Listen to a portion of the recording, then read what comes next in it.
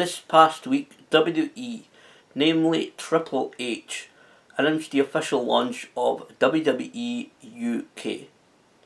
This announcement came at the first night of the Royal Albert Hall specials, which is actually, when I'm taping this, airs tonight, the night one, and then tomorrow, Tuesday, airs night two.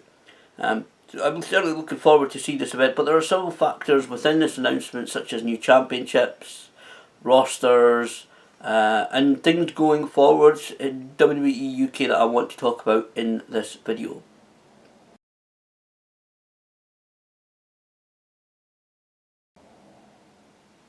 I said at the time when it was announced, I think Johnny Saint is a great choice for general manager. He has decades of knowledge and experience, a lot of which will, of course, WWE will be wanting to be able to pass on to anybody involved with WWE UK. I think it's fairly obvious now also that the 6-month stint that he did at the Performance Centre last year was a bit of a trial run. I would also say that he has obviously been a mentor, an influence and a friend to William Regal for many, many years. So if people see any kind of similarity, and I'm not just talking about them both being English and kind of a almost gentle, well, they are gentlemen in that respect, English gentlemen, there is also going to be a bit of a similarity in how they approach things. It's obvious to know why, if people see similarities between Johnny Saint and William Regal, is because he has been, like I said, a mentor, an influence and friend with him, of him for many, many years. I would also say that I'm really looking to see how his authority, how his role as general manager is portrayed. And I would especially say that it has to be the fact that whoever he's clashing with, whether it be babyface, heel, whoever it is, for whatever situation, making a match, championship opportunities, regardless of whatever the situation is, I think both heels and babyfaces, in order to portray Johnny Saint properly, they must begrudgingly, in their opinion, give him respect. They have to clash with him, but there has to be that element of, I don't like him as general manager, I don't like his decision, or I don't like his stand on something, but there has to be this show of respect. We have to see why he's been picked as general manager. Well, international fans have to see why he's been picked as general manager, but I think that'll become fairly obvious pretty soon.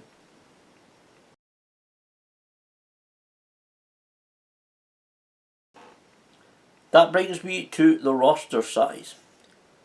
What size of roster? There's been different discussions online about how big or how wide the roster is going to be. Some people have said it's going to be a limited roster like 205 Live. Others have said it's going to be a more expansive roster such as Raw or SmackDown or NXT. In my opinion, this is quite an experiment for WWE, so I feel we can look forward to see a more 205 sized roster, a smaller roster. It is experimental for WWE. They've never launched another country brand like this before. I think they're going to be careful about how they do it to begin with. So I think we're going to see a limited roster size in this to begin with. I think when it comes to exposure as well for this roster, I think it's very much like I used to say many years ago about the WWE NXT people in the video games. You know, I kept getting comments when I said that NXT guys should be in the video, NXT wrestlers should be in the video game. It's like a lot of the most common comment I received was, well, people won't know who they are. Well, of course they won't know who they are unless you tell them. For exposure for the WWE UK guys, I like to see, obviously, the vignettes on YouTube. The network specials are going to be aired this week are brilliant for this, but I think having UK division matches on things like Raw, SmackDown, or occasionally maybe a pay-per-view as well would be a great way of letting the international audience know who not only the Fringe guys are, the Pete Dunnes and Tyler Bates and the Joe Coffeys, that and those guys that we're going to see in these specials, but the other guys, the El Guerros and everything like that, and El Guerros in the special as well. But anybody they decide to bring on board, depending on, again, the roster size, give them exposure on the Raw, SmackDown, the occasional pay-per-view match. Let the international audience know who these guys actually are.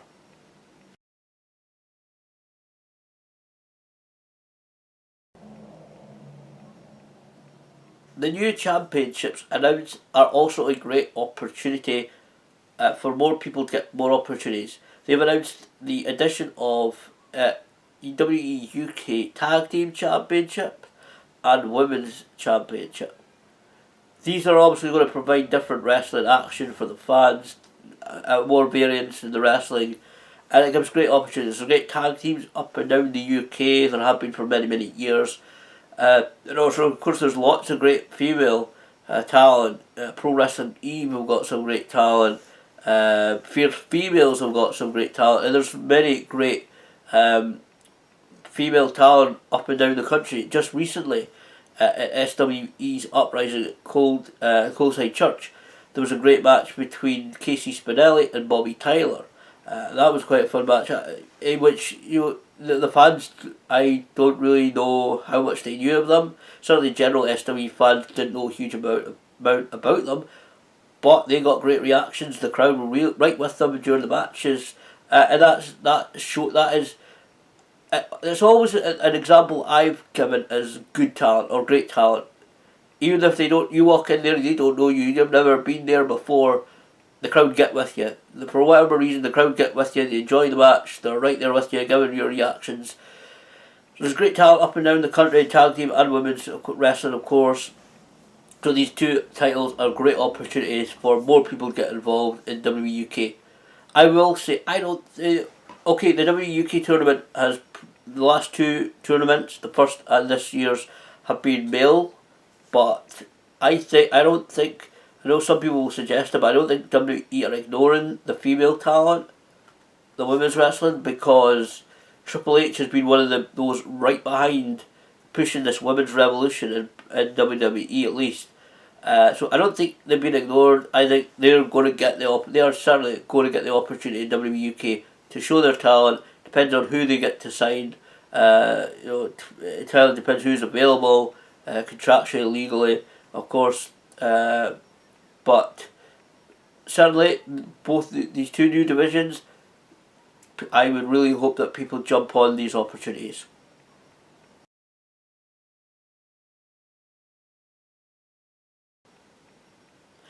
Will WWE UK tour? That's a big, big question. In my opinion, the answer has to be yes.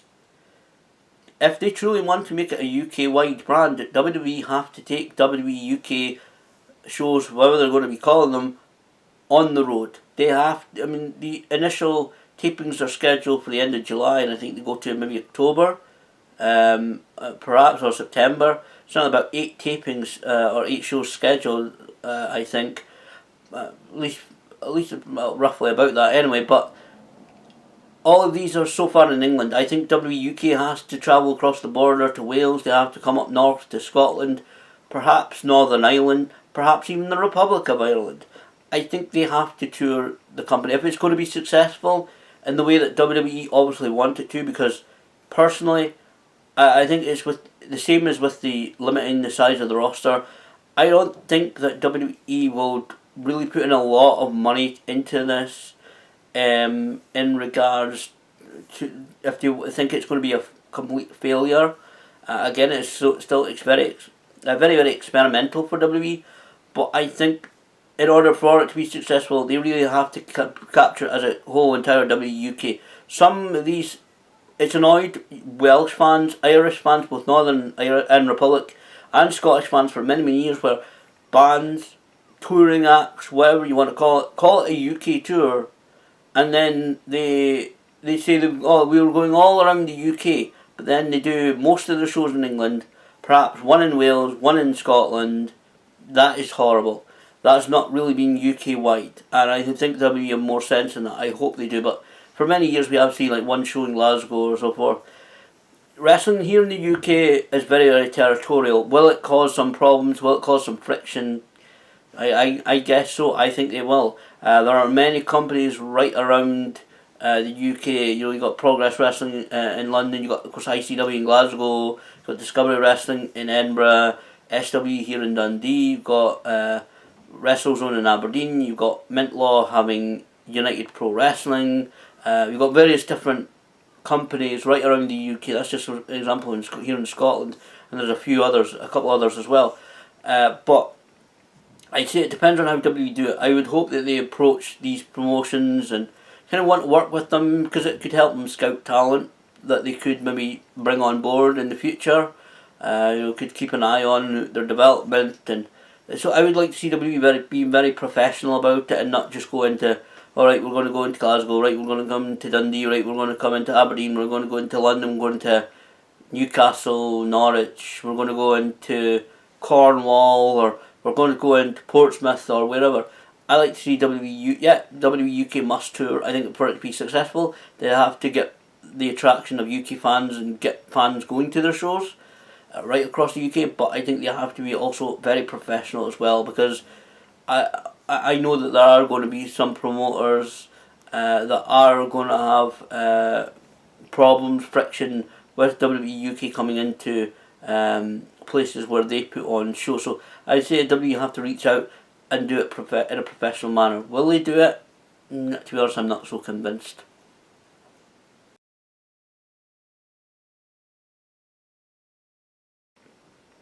Are WWE doing this to block ITV World of Sport? And what does this mean for those wrestlers and their bookings as well? I'm not sure whether WWE are actually doing this completely to block ITV World of Sport.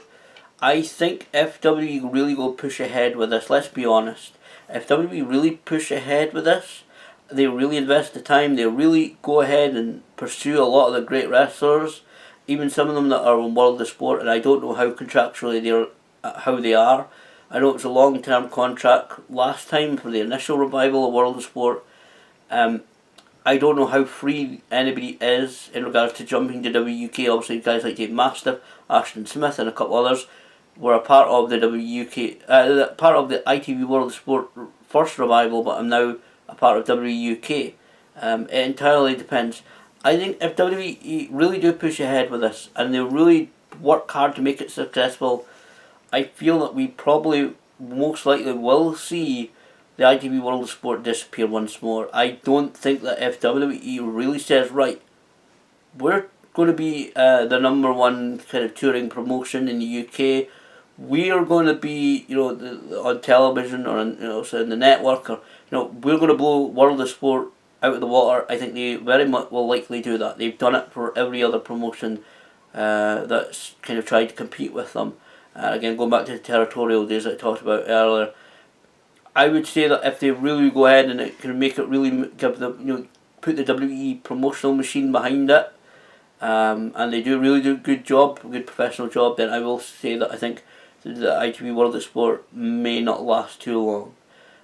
It's sad to say that. I know people want to see competition between World of Sport and WWE UK, but I've got a feeling if WWE really go push ahead with it, World of Sport, ITV might back out and say, you know what, too much competition. It's WWE. This is what they do. We're a television network. We're not really wanting to get into this promotional war. It's not for us. It's not what we're aiming for. It's not what our company does, and they'll back off. Sad but true. Will it affect the WWE UK guys' bookings? It entirely depends on how committed WWE are, how much work, how much touring, how many shows that they'll do. Already there have been the last couple of years contractual issues in regards to some online content and availability for shows. Guys like Pete Dunne have been pulled off shows for WWE commitments at the last minute. Some companies are not able to put on some of the stuff on YouTube because of contractual issues, and I've heard that a couple of times. It entirely depends on how much the WUK guys want as well. It depends on how much they're earning. Obviously, that's all very personal to them. And I'm not going to be trying, how much are you getting paid? How much are you getting paid? And there's lots of different rumours about how much they get paid on this new deal, on this new brand. We don't know. Will it affect their bookings? Again, it entirely depends on how much workload WWE wants them to put on them, and how much WWE want them to do. If they're paying them comfortably enough to not take other indie bookings, it'd be a sad sight for many of these guys to disappear from the UK indie scene. I would say it would be very sad. and we lose a lot of talent in the indie scene. I know that people say, "Oh, that'll let a fresh generation come up," but I'm not sure about that. I think we will see many of the wrestlers involved limiting, or possibly mostly eliminating their indie bookings, which will obviously adversely again affect the various promotions up and down the UK. So will this be successful in the long term? That is the biggest question that I really can't give an answer to. Again, it all comes down to how committed are WWE to WWE UK. How much do they want to make it a success? How much money, time and effort are they going to be able to put into it? They already have Raw, they already have SmackDown, they already have NXT, they already have their pay-per-views, the WrestleManias, the Royal Rumbles, the Survivor Series, all the monthly pay-per-views that they're putting on. They already have so many commitments, and WWE, to me, it seems a little bit light at the top. Unfortunately, there's Vince McMahon, there's Triple H is doing tremendous amount of work. I have to actually wonder how long Triple H can do that before it starts affecting his health. There's the amount of responsibilities that he has is tremendous. So I don't know. Again, will it be successful long term? It depends on how committed WWE are. If they lose interest in it quite quickly, then obviously it won't last long. But I think it has the potential to. WWE could open a training school. They could put on regular shows, like I said, around the country. They could run a lot of indie promotions off, which again is a bad thing in my opinion. But it entirely depends on how committed WWE are, how much time, effort, money, how much they really want to put into this. It's like a lot of things. How much are you prepared to put into this? And that will depend on how successful it is or how successful it's not. Personally, I'm not sure whether it'll be successful. I have to say, I don't know. Like I said, I think they may very well run off ITV's World of Sport. Will they remain committed? In 10 years' time, will WWE UK still be around? I would kind of like to say yes to that, but I'm going to keep my opinion reserved a little bit on this. I'm going to keep my reservation. I've got some reservations on this. Still being around in about 5-10 years' time. I'm not entirely sure. I really am not. But WWE are certainly pushing ahead with WWE UK for the moment. We're seeing it launch very soon. The network specials are going to be this week. Already been this week. Probably by the time I upload this video in a couple of days. But certainly it's an exciting time. And I would honestly say, in regards to anybody jumping from any promotion to WWE UK, you kind of can't really blame them for going to WWE, which is the number one sports entertainment company in the world. I just really hope that this whole situation doesn't damage the independent scene too much, and that there can be, I don't know whether there can be, but I hope there's some kind of a spirit of cooperation there within UK wrestling, because if there is, this can really help the UK wrestling scene. But if there's not, if there's mistrust, if there's heated debate, if there's mistrust, heated debates, and differences of opinions, this may end up working out for the worse when it comes to UK wrestling.